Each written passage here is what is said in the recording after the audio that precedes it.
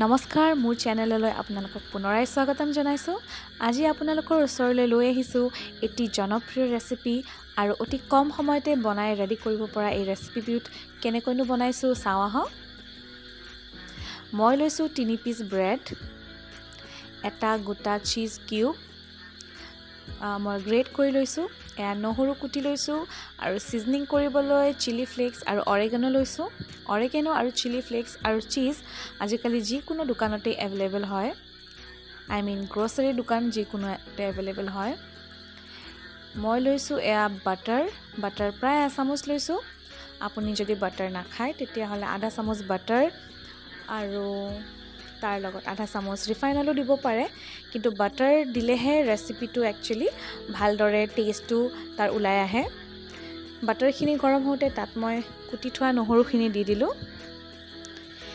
এইখিনি মই অকমান সময় একদম কম জুইত ভাজিম, যেতিয়ালৈকে নহৰুৰ গোন্ধটো গুচি নাযায় আৰু তাৰ পৰা এটা ধুনীয়া এৰোমা ওলায়। একদম কম জুইত আপুনি এইখিনি ভাজিব লাগিব। এতিয়া এইখিনি অকমান টাইম ভজাৰ পিছত ধুনীয়া গোন্ধ এটা ওলাইছে। এতিয়া তাত মই ব্ৰেড কেইডোখৰ ধুনীয়াকৈ দি দিম, যাতে ব্ৰেডে এই গাৰ্লিক আৰু বাটাৰৰ যিটো মই ঘোল প্ৰস্তুত কৰিছো সেইটো যাতে ধুনীয়াকৈ এবজৰ্ব কৰি লয়। মই এখন হেতা বা চামুচ লৈছো, আপুনি হেতাও ল'ব পাৰে। তেনেদৰে আপুনি দুইফালে ভালদৰে বাটাৰখিনি লগাই দিব। চাওক, এই প্ৰসেসটো আপুনি ভালদৰে কৰিব যাতে গোটেই ব্ৰেড টুকুৰাটোৱে এবজৰ্ব কৰি লয় গোটেই বাটাৰখিনি, সেইটো আপুনি মনত ৰাখিব। এতিয়া মই ব্ৰেড কেইডোখৰ ৰেডি কৰিলো। ইয়াৰ ওপৰত মই এই যে সিজনিংখিনি থৈছিলো আৰু চিজখিনি থৈছিলো ধুনীয়াকৈ স্প্ৰেড কৰি দিম। চিজ আপুনি আপোনাৰ হিচাপ মতে ল'ব দেই। আপুনি যদি কম খায় কম ল'ব, বেছি খালে বেছিকৈ ল'ব।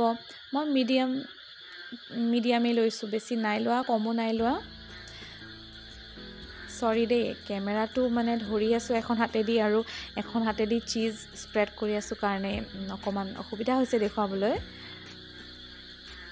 দেখিছেনে?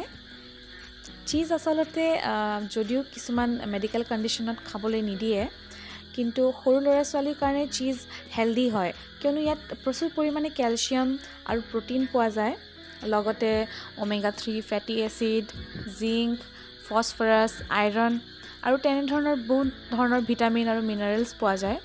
সেইকাৰণে সৰু ল'ৰা ছোৱালীক যদি হিচাপ মতে খাবলৈ দিয়ে চিজ কিন্তু বেয়া নহয়। মই সিজনিংখিনিও দি ললো আৰু আপুনি সিজনিংখিনি আপোনাৰ হিচাপত দিব দেই। চিলি ফ্লেক্স বা অৰেগানো আপুনি কিমান হিচাপত খাব বিচাৰে। এতিয়া এইখিনি মই লাহেকৈ 5 মিনিট মান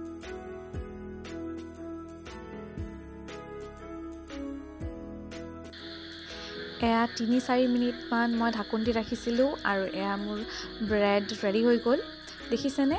চিজখিনি মেল্ট হৈ গৈছে আৰু এইটো অৱস্থাতে আপুনি গেছৰ সুইচ অফ কৰি দিব আৰু এয়া চাওক, আমাৰ গৰম গৰম ক্ৰিস্পি ব্ৰেড ৰেডি হৈ গ'ল।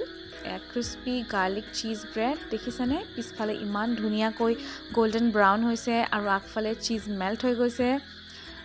বহুত ধুনীয়া ৰেচিপি হয়, বহুত কম সময়তে হৈ যায়। দেখিছেনে?